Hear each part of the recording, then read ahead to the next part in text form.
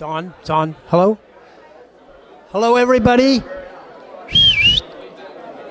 Hello, everybody. Can I have everybody's attention just for a minute?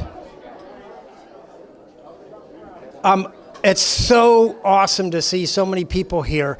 But in the name of time, could I please ask my mom and my sisters to come here and sit up at the front, because everybody's going to be looking here. They're going to want to see you. This is your day, your time. So family up at the front. Everybody else, get something to eat and drink. In about 5 minutes, we're going to start, and there'll be a few speeches. Anybody who knows the Parker household knows that there's a lot of talk, so get comfortable.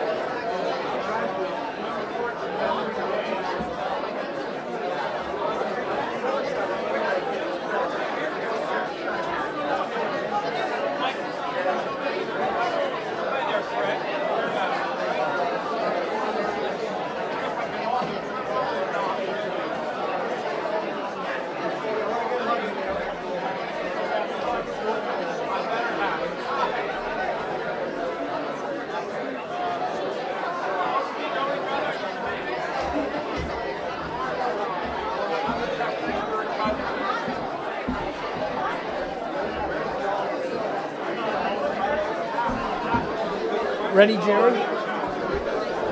Okay, folks, we can get underway. I would appreciate it. And I'm going to take my coat off because this is not a sign that this is how long it's going to be. It's just that I need to be comfortable.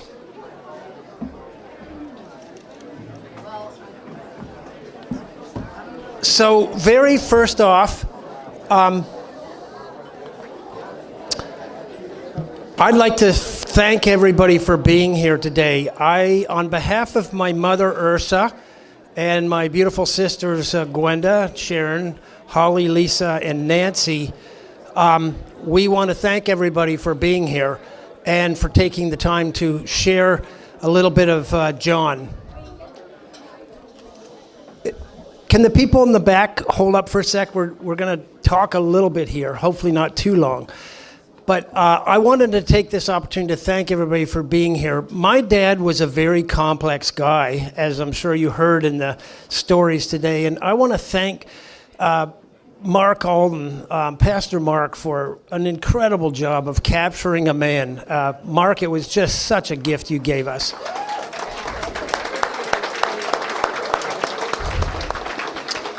And perhaps everybody in the room doesn't know this, but Mark's father is my mother's brother.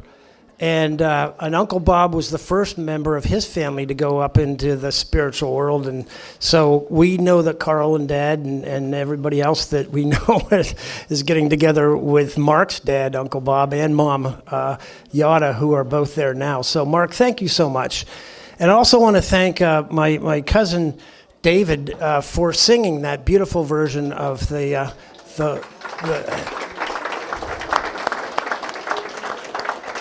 These are gifts from all over the place. So I'm going to ask the Alden family relatives. These are all people that are part of Mom's clan. Could they please raise their hand? It's amazing how many of them have come from many, many miles away. Thank you all from the bottom of our hearts for that. Okay, so on the Parker side, how many people in the room here are from Dad's side of the family? Okay, so we have a lot of people that are not part of either of them, but they've been touched by John and Ursa and their life. I've told people this before. I said it at my parents' 70th anniversary back a year ago in May, but a lot of people in this room may not be old enough to remember the TV shows like Ozzie and Harriet and Leave It to Beaver and Father Knows Best and things. They were so squeaky clean. The mom loved the dad. The house was always nice and order. The food was always there. Kids were always well dressed and polite and everything. Our family grew up in an Ozzie and Harriet set. It was like we were part of Father Knows Best.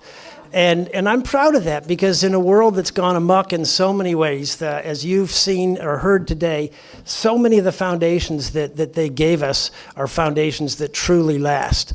And it's because they're founded on the right things.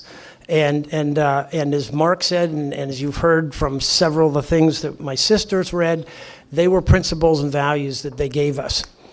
So I'm going to ask for another show of hands here. I would like Patrick and Brian and Lee to stick their hand up in the air here for a minute. Okay, and here's a trip down memory lane. This is a story about our dads. In the old days, this beautiful facility here was completely monitored and managed by the men in the church. There was no money for maintenance people. The grass wasn't cut by the landscapers and things like that. So the men of the society would divide up the duties. So this was a particularly hot and bothersome July night. And here's the Horrigan boys and the Parker boys with our dads out there. Mosquitoes all around our head and just sweating like mules and stuff. And we're pushing the push mowers around that huge field out there. And I remember Brian and I saying to our dad, why are we doing this? This is crazy. Can't you pay somebody to do this? And both our dads said, no, this is what we do. And the next question was, well, if we're not paying somebody to do it, why is it that it seems like the Horrigans and the Parkers are always the one on rotation doing it? Phil and Keith would remember too, because they were a little younger at that time, but they would come on later to take on some of those duties. But the point is this: my dad and Mr. Horrigan both gave us a very important life lesson. At that moment, my dad looked at us and said, you know what? You're missing the point of the exercise. Everybody's here because we all have a job to do. We all pitch in and we do what we do. And my dad, we said, well, why are we the only guys doing it? That's the other lesson. Anytime you're counting noses to see who wasn't here doing it, you're missing the point of the exercise. So that's part of the foundation of our dads. So I don't want to do all the blathering today. We've got a number of people that would like to say something. I'm getting old enough now, I got to find my glasses. But I would like to read to you that the other member of the family, as you know, Carl, isn't here. When Dad turned 80, we had a family project, and it was to surprise Dad with some of our memories of Dad. And I'm going to share with you some of the greatest hits from this that encompassed all of the kids that are in this room, all the grandkids that are in this room, and many of the spouses as well. So there's a number of one-liners that I'm going to share with you throughout the evening. But I got to just read Carl's letter, because it is Carl to the core. And as Mark said, this is a man who saw in his dad. In the 60s, my dad started out making us go get brush cuts all the time, no long hair. And I lived to see the day that my dad sent me a newspaper clipping of the Beatles and how they were the first to really start making long hair popular. And on the top, and this was just a year ago, my dad scribbled a note, "I wished I'd never made an issue out of your hair." He said it wasn't a good issue, and he said the hair is fine. And now that I'm an old man, I still can grow hair. I have it, so.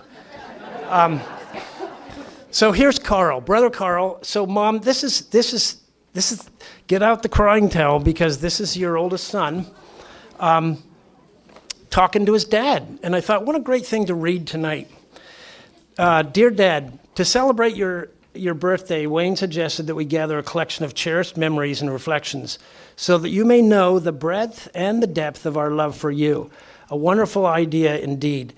Hopefully, through all of your many years of being the Charger, our nickname for him, you have gained some clear sense of this. But details and specifics will serve to focus and clarify the warm and fuzzy feelings that put some flesh on those bones, a touchstone that you can return to again and again. What comes to me first is a deep sense of admiration for your devotion and duty to God, to church, to work, to the neighbor, to wife and family. I don't think it's possible for anyone to know you and not know that these were your chosen priorities. As I look back across my childhood and youth, I am struck with the realization that I cannot recall a single day that you missed work because you did not feel like going to work. In fact, I have no memory of you missing work, period. Instead, I remember you calling out a cheerful "goodbye, everyone" at the front door, clad in overcoat, fedora, and slip-on shoe covers, as you faced a long commute by bus and subway to downtown Toronto to a job that I later came to realize was not really your dream of what a dream job should sound like. I also remember, significantly, these memories are accompanied by the sound of your homecoming after a long day at the office and an equally long commute home. And you would greet everybody with a "hello, everyone," accentuated by the stomp, stomp, stomp, scuff, scuff, stomp of your feet on the mat, having a care not to fluff Mom's cleaning efforts to keep the place. Your homecoming was something we enjoyed, never something that we dreaded. In fact, as I think about it, I realize I never worried about what kind of a mood my dad would be in. To an amazing degree, you have always been consistently and reliably Dad. Having some personal experiences with the challenges involved in life, work, and family, I find this nothing short of remarkable. For example, I think of the family vacations to Lake Wallenpopack, and what a strain it must have been to load up a wife, 7 kids, in a beat-up, well-used sedan. A sedan, not a SUV or a station wagon. And we would drive 350 to 400 miles with 2 weeks worth of diapers, clothes, food with only the cash that you had in your pocket because there were no credit cards in those days. Seems like we would have been a whole lot more relaxing and fun for you to just chill out at home or somewhere much closer to home. But no, you made it happen for Mom and for all of us. As a consequence, we have a host of cherished memories of family vacations that were not ordeals, despite the potential for them to be exactly that.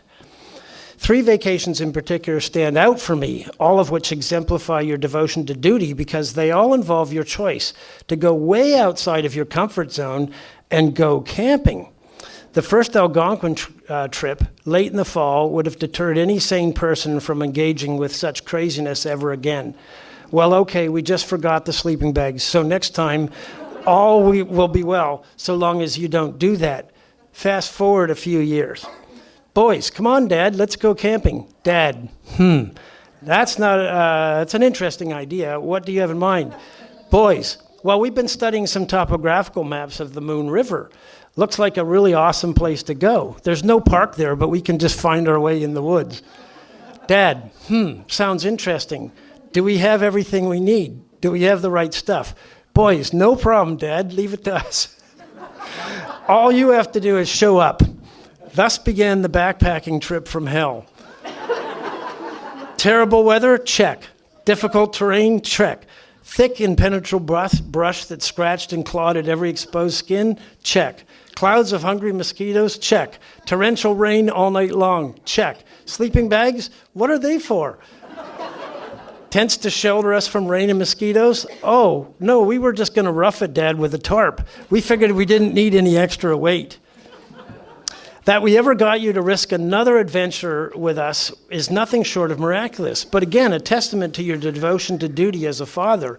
If you'd been able to script the whole thing, you would have selected a couple of sons who were really into exploring the world through stamp collecting and other more predictable and easily managed pursuits. Instead, you got a couple of boys who thought it would be cool to go outside and get messy, knowing that just enough to be dangerous.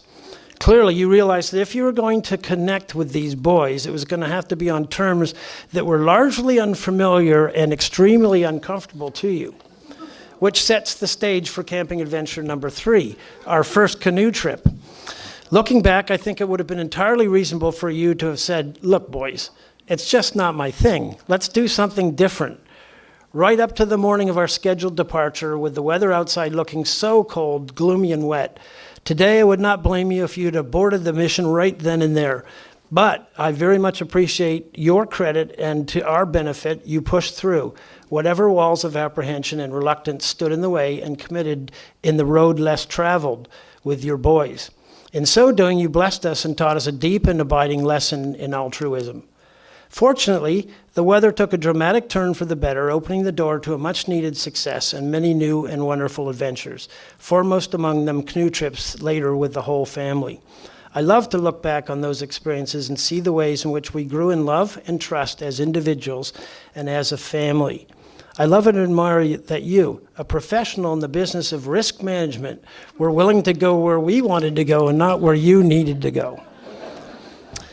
As you assume the mantle of a senior citizen, I'm sad that such adventures lie behind us. But I'm deeply grateful that we have shared them with you, and I'm deeply grateful for the lessons contained therein. Lessons I hope will live on in my life and in the life of my children.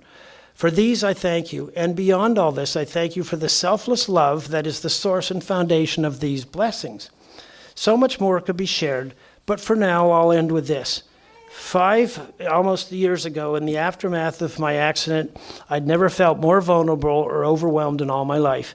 I was broken and depleted beyond description. Calls, letters, and cards from you would have been very encouraging and meaningful to me. But no, you and Mom went way beyond the call of duty, hopped on a plane, came in person to California to bless and sustain Linda and me with your loving presence, going so far as to seriously explore the possibility of extending your visit another week. It would be impossible to overstate the importance of that visit to both Linda and me. To this day, I don't know what you had set aside or had to reprioritize in order to make that trip. but I have no doubt that many sacrifices were involved, sacrifices that clearly put me and others ahead of your own plan A. I recently encountered an anonymous quote that says, "A father carries pictures where his money used to be." This is true of you in every way, symbolically, metaphorically, and actually. Thank you, Dad, for making my life and the life of your family a priority in your life. Thank you for loving the Lord in a way that was and is discernible and meaningful to me. Thank you for loving Mom in a way that will always inspire and motivate me. Thank you, Dad, for being you.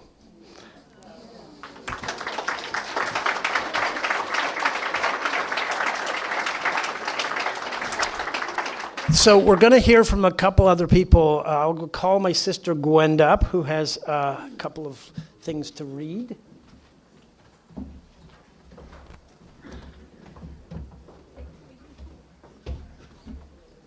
Hold on, dear. I know you don't like to be center stage, so. What? You know. Do you want to turn this down? You'll adjust this? Yeah, better test that. Is it working? Do you need to turn it lower? It's too high. We're doing Okay. great. All right. So this first one is from our daughter Meryl, who some of our kids couldn't be here, but they're here in spirit, and hopefully they're watching online right now. I want to share a few words about Papa. When I was little, I didn't know how to relate to him very well. I remember his ooh-wee and his dry sense of humor, but I thought his history facts were kind of, well, boring when I was younger. Although I tried, I could never manage to know any of the special historical happenings for any of the dates, and I wished I could seem smarter. I remember on one occasion noticing that I didn't exactly click with Papa, but how easy it was to open up and share laughs with Grandma, who was much more down to earth and had a joyful, loving presence. I thought to myself, if I love Grandma this much, and she loves Papa, then there must be more to him than I can appreciate right now. That taught me an important lesson which I've often thought about since, that true love is like a protective shield. When you're committed to each other, you're protected by that love. For anyone who knew my grandparents, the strength and commitment of their relationship was both evident and inspiring. As I came into adulthood, I appreciated Papa more and more. I remember clearly when he had his first heart surgery and called me afterwards on the phone. Having his health renewed impacted him deeply, and his tone exuded a warmth I hadn't detected before. I always knew it was there because, again, if Grandma loves him this much, I knew there was a good reason. But hearing the softness in his voice warmed my heart. Despite my uncertainty about how to connect with him as a child, he made intentional efforts to connect with me. He took my siblings and me to the Ontario exhibition. When I was about 12, he took just me for a day trip to visit historic Eaton Centre and explore the underground malls of downtown Toronto. Eventually, I found my own history-loving husband, and 8 years ago, we made the decision to move to Ontario. I loved watching Diogo and Papa develop a relationship. I realized that many of the things I admire about Papa, his respect for the church, his ability to discuss world events, the way he loves and cherishes Grandma, his dignified work ethic, his commitment to providing for his family, are things I also adore in my husband. I'm grateful for the model Papa set of an honorable man, a person of integrity. I'm also filled with gratitude that my 3 kids all got to know him during our time in Canada. We have many special memories, including visiting the Milton Steam Engine Show, going for walks, extended family gatherings, and visits to their condo. It's hard to articulate what an impact Papa had on my life. I will miss him dearly. Goodbye, Papa, until we meet again.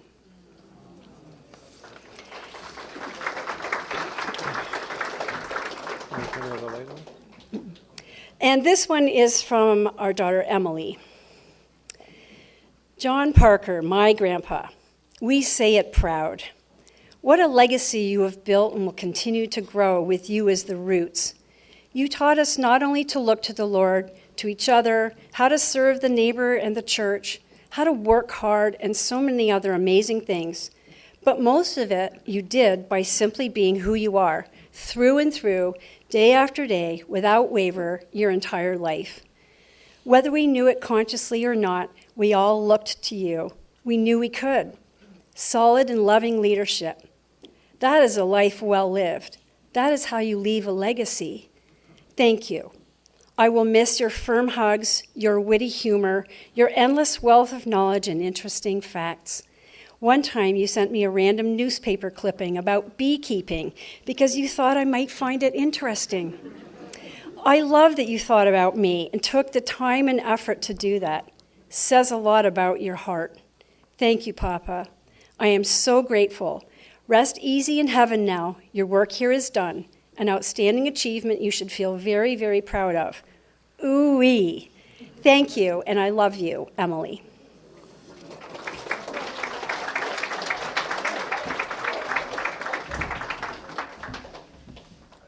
I have a pen knife that says Old Scout Knife on it that I got from John Parker. My father, for 41 years, when my father died when I was 15, so John Parker's been my dad when I didn't have one. And sitting in that church today where Gwen and I got married 41 years ago and saying goodbye to Dad to the tunes from Circle B Unbroken and Nitty Gritty Dirt Band, I got to sing Dad, Life is Like a Mountain Railroad before he died. And I married up. I tell people that all the time. I married up. And I look out on the sea of faces here and see so many family members, so many congregants from Olivet, congregants from Kitchener. How lucky I have been that I'm Canadian with my wife here in the parts of the heart that really count. So saying goodbye.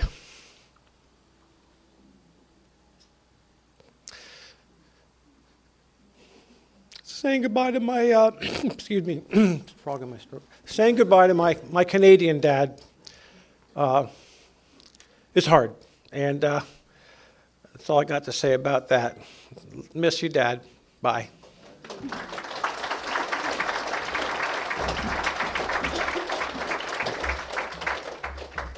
So when we were kids growing up, the Uncle Richard and Aunt Jill were right around the corner.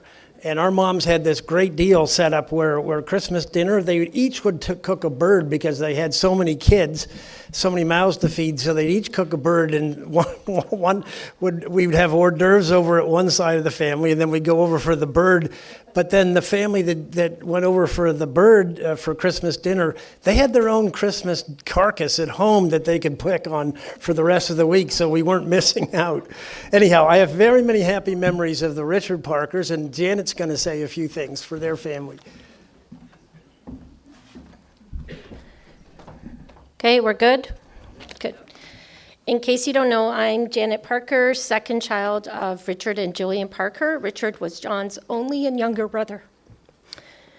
Uncle John, words to describe an uncle. Meticulous, detailed, honest, caring are words that come to mind. Uncle John and Aunt Ursa were a huge part of our lives as both of our families grew. Our parents must have known how important it was to be connected and close, so our houses were about less than 10 minutes apart by walking, shorter if you biked. As my dad and Uncle John aged and had their families at the same time, they found they had more in common. I have heard stories about cool Uncle Richard and then Aunt Jill when she came on the scene, and I believe part of the reason Uncle John and Ursa wanted to live near us is because they also wanted us, my siblings and I, to experience an active uncle and aunt in our lives like their children experienced with my dad and my mom. More than once when things were bumpy for me at home, I would trudge over to my dear uncle and aunt's house, have a snack and or a meal, and sometimes a sleepover was offered, and most importantly, a listening ear. However, come morning, I was encouraged to return home to resolve the situation. There wasn't enough room in the inn. I believe my cousins often did the same as well with my parents' home. It was not uncommon for our families to get together, and often the cousins would go back and forth. We often walked and biked together with the cousins. And I would say that our understanding of time was slightly different. But I'm not sure which was more on time and which was less on time. So many Christmas parties involved appetizers at one house and dinner at the other house and walking in between in the snow. 2 large tables would be set up in their house, one upstairs and one downstairs. In our house, it was 2 in the main room. One year, now I'm going to share a bit about me, so some know it, some don't. And I think my Uncle John may have made a new Olympic event. One year, the kids' table was downstairs in their basement, and it was a 10-step staircase. You can imagine, to be efficient, the moms planned for lots of paper products, because who wants to do all those dishes? I was super intrigued about how the candle flame was blowing and moved my napkin a little too close, and it caught on fire. But I just dropped it on my plate. However, my sister and my cousins will tell it a little differently. I didn't yell fire, but they did, quite loudly. So, for those of you who don't know Uncle John, but you may, has he ever moved quick? I want to tell you, he took an Olympic record feat and managed him and my dad to get down that staircase in maybe 2 steps. Remember, he's an insurance guy. Fire. I often wondered how he was able to make the leap without injury, and I wish we had recorded it because I think it was truly an Olympic moment. On more than one occasion, I or one of my siblings might get a ride from Uncle John for some reason, maybe a trip downtown or ride to church. I recall how carefully he would get in his car seat and adjust the seat and all the mirrors and check all the instruments more than once every time before he even turned the key. Again, I wondered about the time he took this every time. Detail and meticulous. I think he thought, I have precious cargo and I need to make sure I do everything in my power to keep it safe, everyone safe. I often wondered that he might have fared really well as an excellent driver's ed instructor. When we were younger, Uncle John and Dad would get all of us kids up early on the weekends, and we'd go somewhere to see a steam train arrive, depart, last trip, more than one trip. I recall putting a penny on the rail and retrieving it afterwards flattened as a souvenir. Planning the route with paper maps was all part of the adventure, and more than one time I remember the 2 cars would pull over and Dad and Uncle John would consult as it seemed like there was a wrong turn or a missed turn. But we just thought they were connecting or talking. Their love of history and trains remained throughout both our lives. A vivid memory with my siblings and my cousins is getting up early, and some of you may remember, standing on the garden or the lakeshore, I'm not sure which, and watching the last part of the antenna for the CN tower to be put on by helicopter. Apparently April 2nd, 1975. Uncle John, I'm so sorry I had to look up the date. If you had only been here, you would have known. And if anybody remembers and saw it, the person at the top also put a Canada flag up, and if I recall, we all sung "O Canada." Uncle John and Ursa have been a steady presence in my parents, my siblings, their partners, and their children's lives. Those who lived out of town made time to see them. UJ, as we often called him, and Ursa were up to date on all of our lives. But it was that in-person contact that was so important to both of them. And right on cue, the awesome, soft, gentle hug from Ursa, and the steady, solid, firm handshake from Uncle John. When I went to find my own home, was it God, Providence, or fate that led me to the same building, Chestnut Place, where Uncle John and Ursa had moved to? And not only did I find my unit on the same floor, what are the odds? My uncle and aunt were quick to make me feel welcome right from opening day and oriented me to the building. I miss having them close by. We would find time to meet and visit many times throughout our time together. If some of their children visited, I was invited down for a quick check-in and up-to-date. Boy, did my aunt and uncle have a lot of perspective about many topics, and I felt like it gave me a chance to get to know them as adults. They were ready to listen, and of course, as you know, Uncle John would share facts and history about what happened on that day. I find it amazing how right to the very end he was so up-to-date on world events and historical dates, and his knowledge of those details was amazing. Again, during my dad's last days before he died, my aunt and uncle stopped up again, often coming to the house not only to see my dad and mom, but to make time for me and my siblings and their partners, giving us listening ears and lots of hugs. Even some last too as we journeyed down memory lane. A special moment was watching my dad and my uncle spend quiet moments talking and sharing their past. I rejoice to think of them now in heaven doing the same thing. Over the last 4 years, Uncle John and Ursa too, being the historian and recaller of dates, made a point of connecting with my mom, myself, and my siblings on significant dates such as Dad's birthday, Mom and Dad's anniversary, his death, etc., via phone or FaceTime, knowing how much more we would miss Dad on those days. Uncle John knew that was so important to have a safe place to be sad and celebrate and share the memories. To my cousins and my aunt, I only hope my family and I can do half of what your dad and mom have done for us in the family in the last few years. Thank you, Uncle John, for being such an important part of our lives. We will miss you. We only wish we could actually see you in real time and you could FaceTime with us and share about all the celebrations you are having in heaven with the loved ones. Thank you. Thank you. Beautiful woman. Love you. Thanks. Beautiful. Well, my dad is a guy with a lot of different angles. Carl and I used to kid with Dad. Dad, he was the insurance man. Identifying risk was part of his game. We would tell him, Dad, you can find the only cloud on a sunny day. And he'd say, what's your point?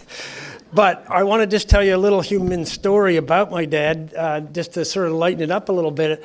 When that Moon River trip from hell, I was 14 years old, Carl was 16. And after it had been raining and clapping thunder and we were under this tarp, and Dad said the only relative shelter that any mosquito worth his salt could find was underneath our tarp with us. My dad decided to unroll his backpack, and he pulled out a bottle of Navy rum. And my dad, the insurance man, the risk taker, the rule follower, turned to Carl and me and said, men, there's a time for everything, and this is one of them. In the British Navy, this is what they call a bracer. It's time for a bracer. So I'd like to invite my sister Lisa to come up. She has some things to share as well. I might need a bracer.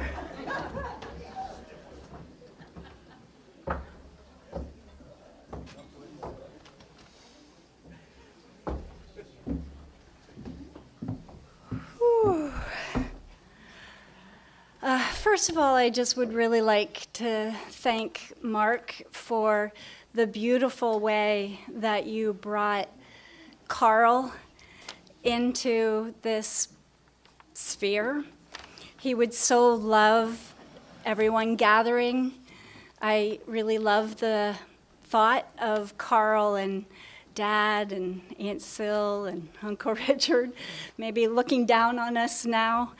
And hopefully Carl is okay that we actually were able to pull it all together without all of his ideas. And the photos are covered by Holly. Don't miss the photos that are on this, because Carl would have been all over that.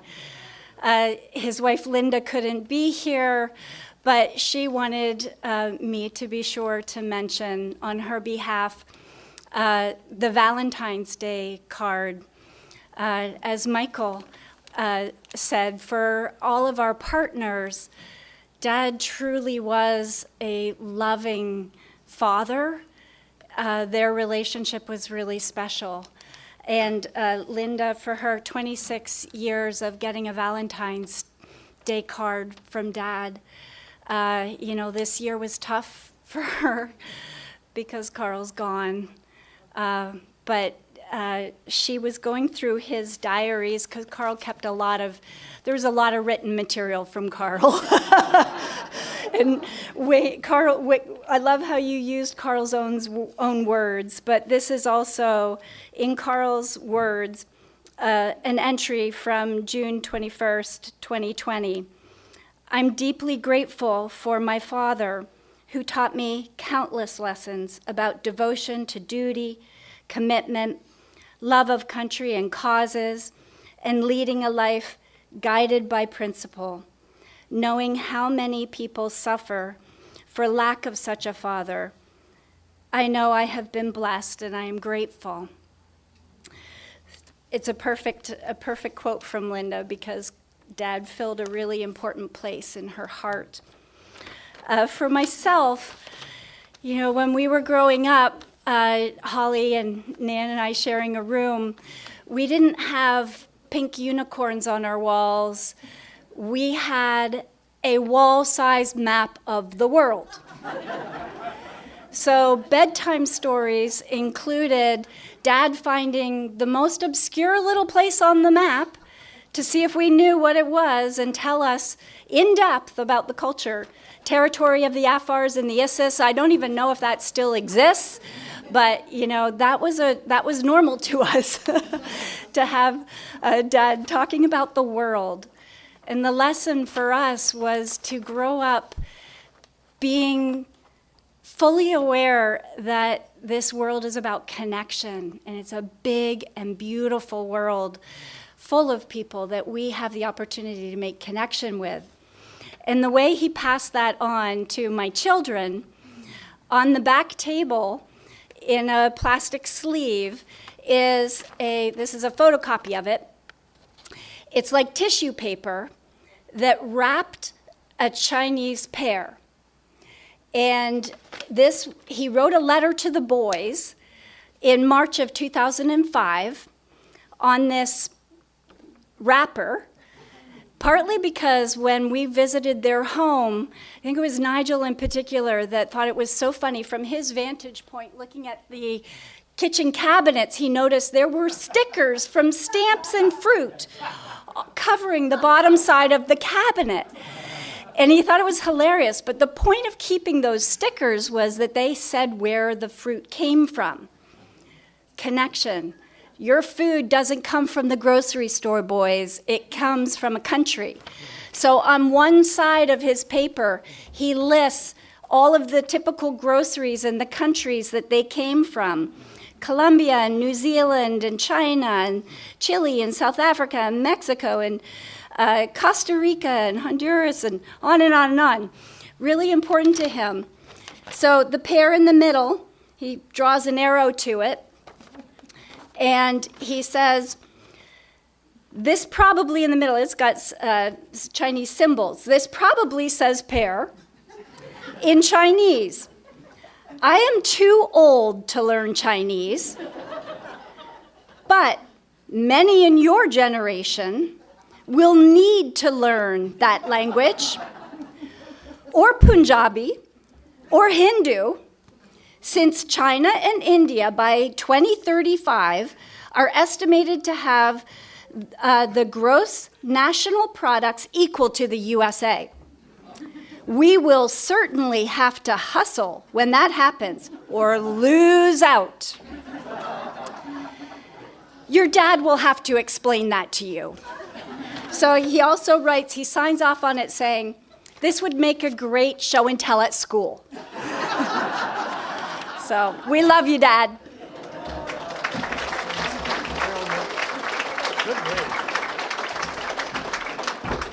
Okay, I would like to ask my dear friend Linda G. Marie to come up, and she's going to share with you something that she wrote right out of the bottom of her heart. It's a long association between our families that maybe everybody's not aware of. But Uncle Dennis, as we grew up calling him, and Aunt Betty were literally as close as any members of our family. And Uncle Dennis, my father viewed as his other brother. So, Linda.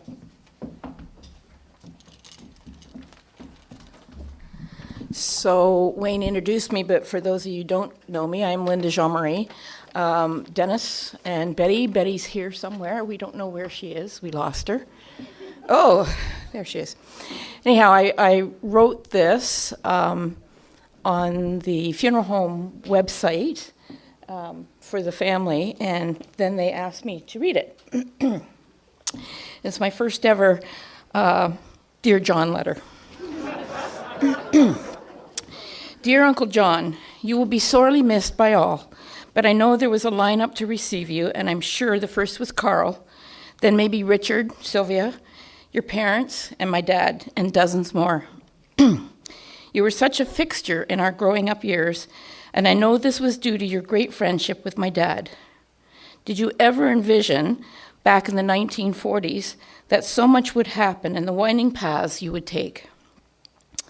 From the beginning, my beginning, you were there with your kind and gentle manners, your humility, and your enthusiasm for all things, and especially trains, planes, and automobiles.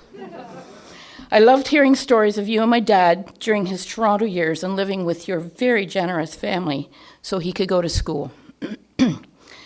Biking everywhere, the freedom to explore what is now the GTA, trips to Niagara and Fort George, Air Cadets, skiing in High Park, and so on. Then much later, with our family up north, boating, picnics, hikes, sharing meals, and laughter. Love of the outdoors you instilled in your family and shared that with your children's friends as well. The times our parents' living room was covered in sleeping bags, and they did learn what sleeping bags were eventually, due to either very inclement weather or maybe the tipping of canoes. And I think there's several young gentlemen in here that were on my parents' floor. Sheer joy in these experiences. You are an ambassador to the Lord's great creation we call home. I loved hearing your special language, words such as Juper with a capital J. Juper was always used with a certain conviction that a whoops had happened, and maybe not without consequences, but I never heard your voice raised in anger. And sometimes it was used with humor. I always thought it great when a letter would arrive in the mail to Dad with a newspaper clipping and usually nothing else. No letter accompanying it, knowing that the underlying message was shared and would be appreciated. You excelled at communication without all the extra fluff we so often use to get our point across. I will remember you, Uncle John, with all love from my heart and know your family all hurt right now, but only because you were such a presence and all wanting to keep you with them forever. Peace and joy for Uncle John's transition to the other world. May he enjoy all the excitement of new experiences, and may you all thrill to his spiritual freedom. Thank you.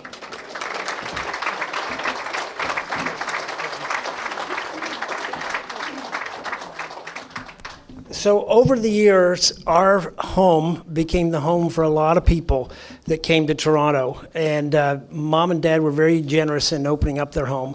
In fact, outside of Carl and my dad, my longest and dearest friend, Brian Horrigan, came to our house when he was just in first grade. We were both in first grade. His family was moving here from Bernath, and his dad and Mom wanted him to start in the church school. And so Mom and Dad, no problem. Bring up another kid. But we got lots of room. So that's the way they would do it. And another thing that was a kind of a regular thing, and maybe some of my sisters will remember this, on the way to church, and this is part of Mom's Alden heritage, was, after church there would always be a Sunday dinner, roast beef dinner, and it was just a nice thing. And we often would have somebody come and join us. So Mom, this is how this would play out. On the way to church in the car, we're all scrambling, usually late, to get there, and Mom would say, okay, let's look around, see if there's somebody lonely or somebody that needs a place for dinner or something like that. And my dad would turn to Carl and me and say, find somebody that has already got some place to go, ask them, you'll get credit for asking, but then you don't have to deliver. True story. So Dad wasn't always a saint. He was very practical. And Mom would usually go, oh, John, But here's a case of, here's a letter from some dear friends of Mom and Dad's that stopped here years ago when he was just on his way up in the ministry. This is from Peter Buss Sr. and his wife Lisa. And Bishop Buss wrote Mom a letter just a couple days ago and wanted it shared. John is a perfect example of a strong man. His beliefs are strong. His obedience to them has been strong.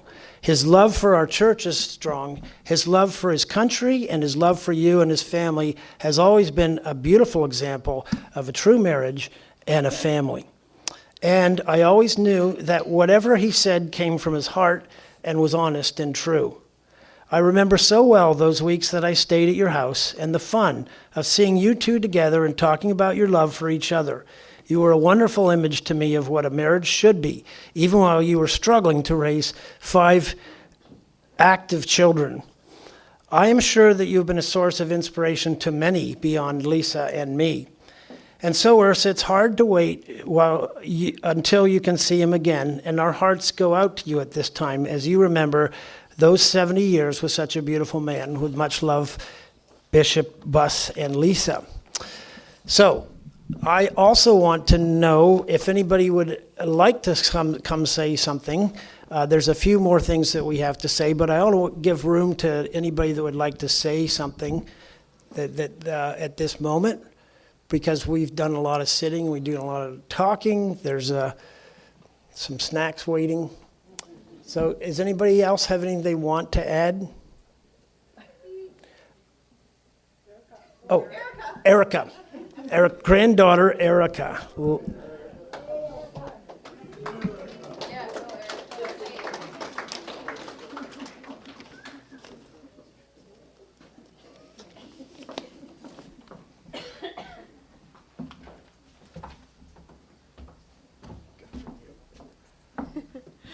Hi, everyone. Okay. Sorry, I have it on my phone. The new gen.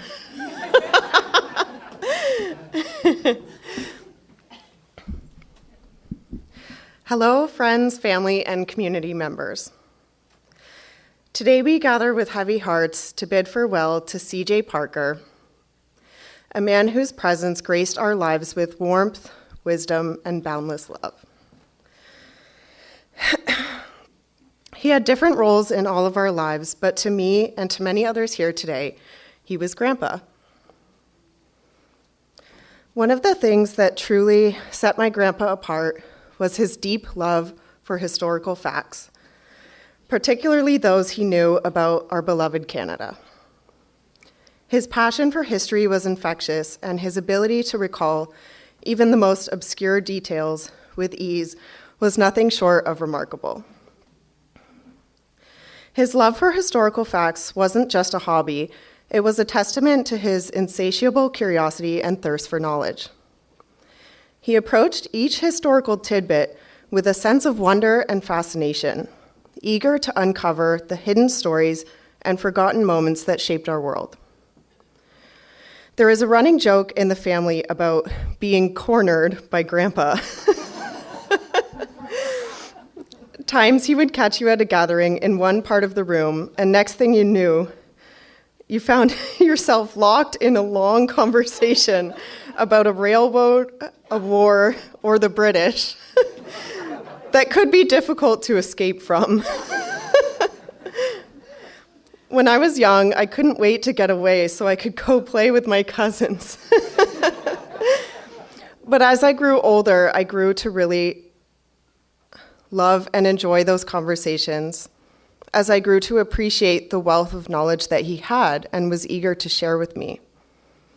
I'm sure I won't be the only one who will miss those conversations a great deal. His passion for history helped ignite my own reverence for historical facts. I now find myself following in his footsteps, reading every single plaque on walks and seeking out historical landmarks wherever I go. I know his legacy will continue to inspire me and countless others to embrace curiosity, seek knowledge, and cherish the stories that connect us to our past. During my time at university, my grandparents graciously opened their home to me on countless occasions. In a city where a decent meal can be hard to come by on a student budget, their dinners were much appreciated, not only as nourishment for my body, but also for my soul. Sitting around the table with my grandparents, there were no distractions, just good food, laughter, and heartfelt conversation, sometimes cards. They taught me the art of a simple dinner party, showing me that it's not about elaborate dishes or extravagant decorations, but about the opportunity to come together, share a meal, and connect with one another on a deeper level. I will forever cherish those memories. Through their example, my grandparents showed me the importance of slowing down and savoring the moments we have with the ones we love. My grandfather had a remarkable ability to see the beauty in every moment and to find joy in the simplest of pleasures. Whether it was enjoying time with family, poring himself over historical memoirs and trinkets, spending time in nature, or time spent fussing over his sweetie, aka Grandma, he reminded us of the importance of cherishing life's simple moments. Now, I know this day is about Grandpa, but let's be honest, it's hard to talk about Grandpa without talking about Grandma. Throughout my life, I saw my grandfather love my grandmother with a depth and sincerity that knew no bounds. Their love was built on mutual respect, unwavering support, and a shared commitment to each other's happiness. They were partners in every sense of the word, navigating life's joys and challenges hand in hand, with love and their love for the Lord as their guiding light. Witnessing their relationship taught me invaluable lessons about the true nature of love. My grandfather's example showed me that a love is not just a feeling, but a choice, a daily commitment to showing up for one another, even when the world feels uncertain. When it comes to love and partnership, I will forever be grateful for the example he set for me, as it has impacted me deeply. As we gather here today, I am struck by the profound realization that our legacy is not measured by our achievements or material wealth, but by the imprint we leave on the hearts of those we leave behind. My grandfather embodied this truth in every aspect of his life, showing through example that true greatness lies in love and compassion we show to others. My grandfather was more than just a figure in our lives. He was a guiding light, a source of strength, and a beacon of love. His kindness knew no bounds, honorable and charitable until the day that he died. His gentle spirit touched the lives of all who had the privilege of knowing him. I love you, Grandpa. Thanks for everything you gave us.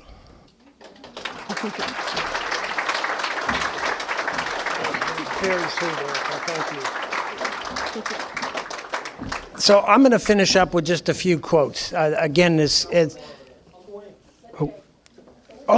Dre, sorry. Grandson Dre, who's no stranger to Toronto. That's true, I grew up here. You grew up here. Welcome, man. Hello. Many of you probably know me. My name is Drayton. I'm one of John Parker's grandsons. I had the great privilege of living near my grandparents throughout my early childhood. They were even right next door for a few years. Spending so much time with my grandparents in my childhood was truly a blessing, and I am forever grateful for those years. Papa always put in the effort to be present in my life. I have fond memories of attending the Canadian National Exhibition together, a full-day event where the only currency spent would be a few bus tokens.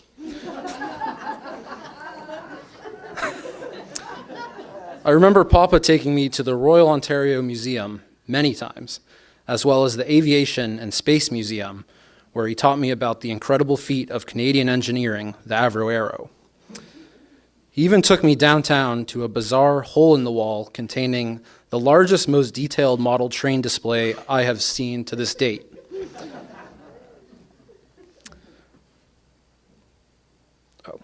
I have to thank him for inspiring my love of long, dense history books, museums, and of course airplanes. We had a lot of fun together. Papa could hold the whole room when telling a story, and if the story had a punchline, it landed every single time. More than being a fun presence or a good storyteller, he modeled how to be a good husband and father. I always knew him to be incredibly dedicated to Grandma and the rest of his family, something that I've only been able to appreciate more and more as I grow older.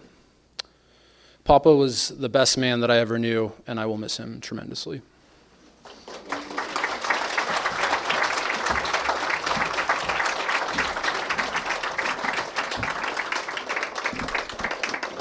So I have several pages here of comments that came from the grandkids, but I'm just going to read a couple because they're just absolutely, they speak for themselves. I'm not going to say who sent them. I'm just going to say this is from the kids themselves.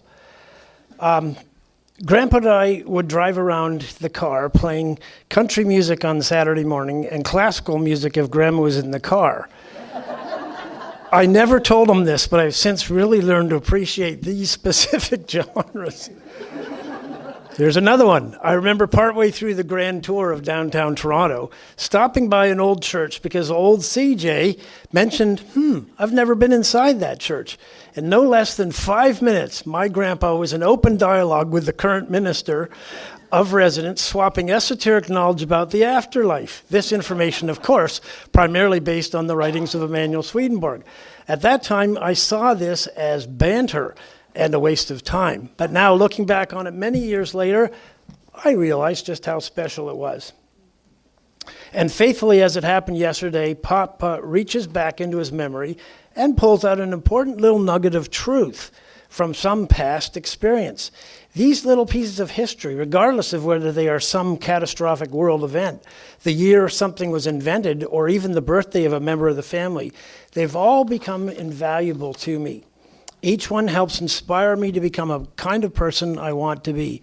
I hope to instill within someone the kind of qualities my Papa helped to instill in me.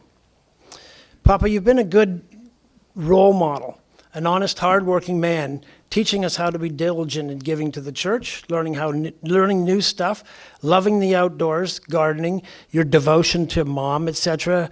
I have many memories of hearing you read, stories at bedtime, letters to the family, the Bible, special Christmas greetings, a speech or two, all with great expression and warmth and love and some definite ad-libs of your own. I know that my grandpa consciously has made selfish choices that were consistently in the best interest of his wife, our grandma, and his children. I know that he would greet my children with a kiss and interact with us in the same way. At the end of a long hike, as amazing as it seems, my grandpa had not even scored his uniform, and the glowing white tennis shoes that he started with were still glowing white. We later found out that the tennis shoes were over 10 years old. The moral of the story, if you want to learn how to not score your uniform, call Grandpa because he's had 90 years of experience.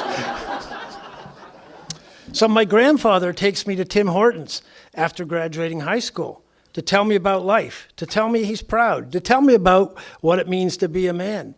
At 90 years old, he's no longer a man. He's a legacy. He is my grandpa.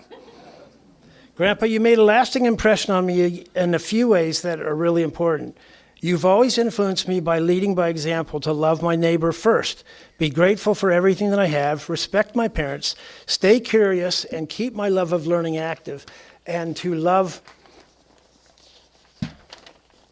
the Lord. Kids remember everything, and it's often the little things that their loved ones do and say that leaves the most lasting impressions. Grandpa would carefully open up the map, making sure not to harm it or crease it in the wrong way, and then proceed to inspect it very intensely. And after what felt like forever, he announced that he knew exactly where we were right now and where to go. So he ever cautiously folded the map back up, creasing every line exactly in the right way and putting it back in the glove box. Recalling all these memories stirs a deep sense of gratitude.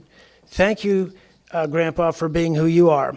I love your dedication to your family and the church. I love that you have taught me to be conservationist and to care about my environment long before it was fashionable to do so.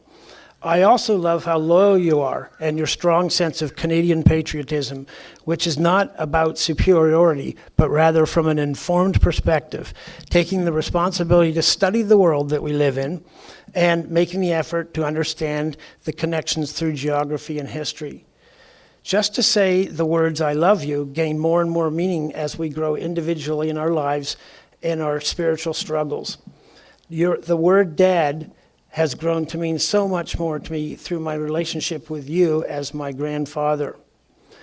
So, I remember that when the speeches started at our last family gathering, I was looking at Grandma and gazing at how she was looking at Dad. And I thought to myself, that's what true love looks like. And you two are still together after all those years. You looked like you were in love, and I thought, if I can find what they look like together, then I know that I will be with the right man. Thank you, Grandpa, for being a moral compass to our family and to your community. And I think I will leave it at that. I could go on, but the hour's getting long. And I want to say, on behalf of our family, thank you so much for sharing this afternoon with our dad, John Parker. I think it's all a challenge that we have to see if we can live our lives in a good way and have such a positive impact on our fellow man and our neighbors. So thank you for being here. Enjoy, and we will be out milling around and saying hi and hugging everybody, hopefully, to this afternoon. Love to all from Grandpa and from Mom. Mom, do you want to say anything?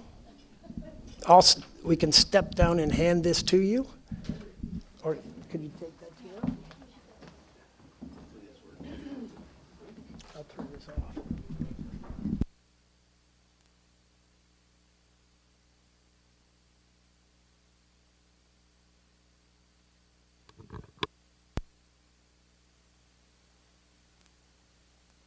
It's on, but they have to connect it. Maybe face that way when you speak. I'm getting lots of instructions. Okay. Number one, I think John would be overwhelmed with all the people who came to his service. He was a very modest man, and he would have just been absolutely blown away by all of you coming out the way you have. And I'm deeply grateful to all of you. Some of you have traveled from quite a distance. That means a great deal to me and my family. I can't tell you how deeply, deeply I appreciate it. Thank you all very much.